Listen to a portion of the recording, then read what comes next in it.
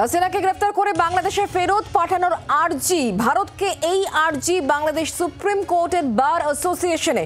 শেখ হাসিনা বাংলাদেশে বহু মানুষকে হত্যা করেছেন, আর এই অভিযোগে ভারতের কাছে এই আর্জি বাংলাদেশের বার অ্যাসোসিয়েশনের। আমরা বিষয় নিয়ে আরো জানবো, কথা বলবো। রাজীব আমাদের সঙ্গে রয়েছেন, আমাদের প্রতিনিধি টেলিফোন লাইনে। রাজীব, বাংলাদেশের বার অ্যাসোসিয়েশন কি জানাচ্ছে, কি আর্জি ভারতের কাছে? দেখো, আমরা জানি যে শেখ হাসিনা তিনি সোমবার ভারতে এসেছেন। তিনি পদত্যাগ করে প্রধানমন্ত্রীর পদ ছেড়ে ভারতে এসে এখনো পর্যন্ত আশ্রয় নিয়েছেন। আর এর মধ্যেই বাংলাদেশে নতুন সরকার গঠন হওয়ার কথা চলছে।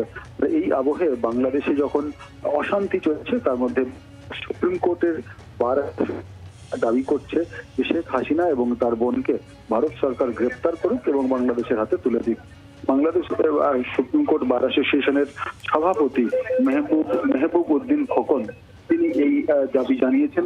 তিনি সংবাদ মাধ্যমকে জানিয়েছেন যে শেখ হাসিনা বহু মানুষকে খুন করেছেন এবং তিনি একজন খুনি, তার বিচার হওয়া প্রয়োজন। সেই কারণেই তাকে গ্রেফতার করে বাংলাদেশ সরকারের হাতে তুলে দেওয়া হোক। শুধু তাই নয়, তিনি আরো জানিয়েছেন যে বাংলাদেশের মানুষ চায় ভারতের সঙ্গে সুসম্পর্ক রাখতে এবং সেই সুসম্পর্কের কারণেই শেখ হাসিনাকে পালানোর সুযোগ না দিয়ে গ্রেফতার করা হোক এবং শুধু গ্রেফতার নয়, গ্রেফতার করে বাংলাদেশের হাতে তুলে দেওয়া হোক, যা ভারত বাংলাদেশ এবং হাসিনার এই চলে আসা এই ঘটনায় নতুন একটি মোড় এনে দিল বলে যারা আন্তর্জাতিক বিশেষজ্ঞ তাদের একাংশ মনে করছে।